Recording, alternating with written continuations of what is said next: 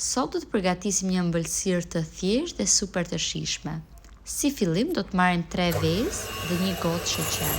Do t'i rrahim mirë bashkë derisa sheqeri të shkrirë plotësisht dhe masa të dy fishuar.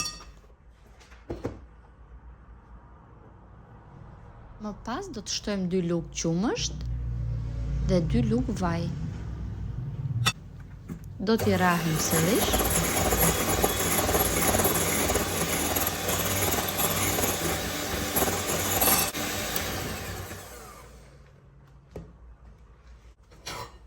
Më pas do të marrim 1 gotë e gjysmë miell, 2 lugë kakao dhe 10 gram pluhur pjekës. Është mirë që përbërësit t'i seti më parë. Do ta rrahim sërish derisa të përftojmë një masë të njëtrajtshme.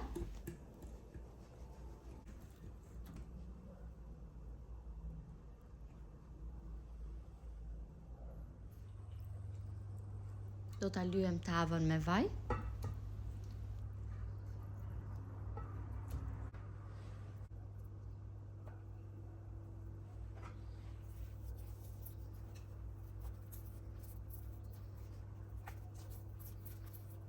Do ta pjekim në furrën e parangrohur me 180 gradë për 25 deri në 30 minuta.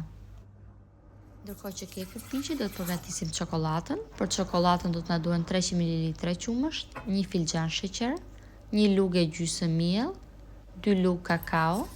Do t'i përziejmë të gjitha bashkë dhe do t'i vendosim në temperaturë mesatare. Përziejmë vazhdimisht derisa masa të fillojë të trashet. Dhe më pas do të hedhim rreth 50 gram çokoladë. Unë këtë rast kam përdorur çokoladë me qumësh, por mund të përdorni edhe çokoladë fondente. Në një enë do të rrahim 200 ml pana për ëmbëlsira.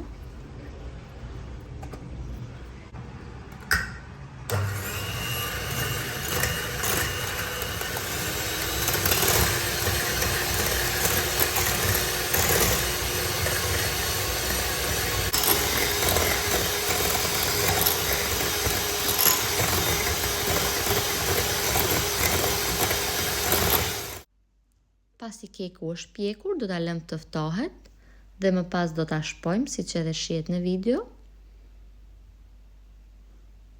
Më pas do t'i hedhim 300 ml qumësht në temperaturë ambienti.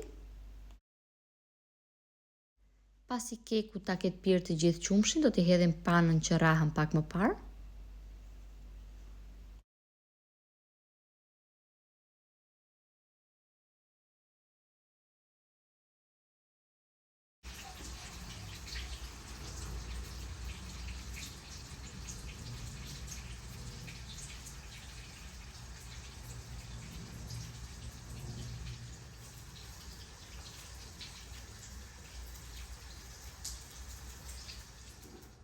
Më pas do t'i hedhim çokoladën e përgatitur. Duhet të kemi kujdes që çokolada të jetë e ftohur plotësisht, pasi nëse është e nxehtë, mund të shkrijë panën që kemi hedhur më poshtë.